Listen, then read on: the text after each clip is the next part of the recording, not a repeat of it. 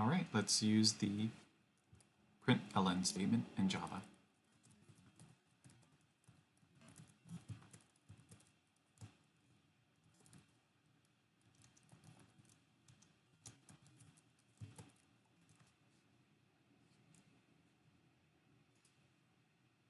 Goes out into the console. This line is first.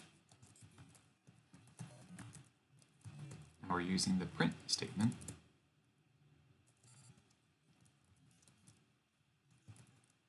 And I'm leaving that blank here.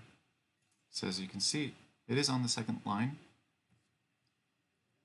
But the print statement does not print on an extra line. Second line.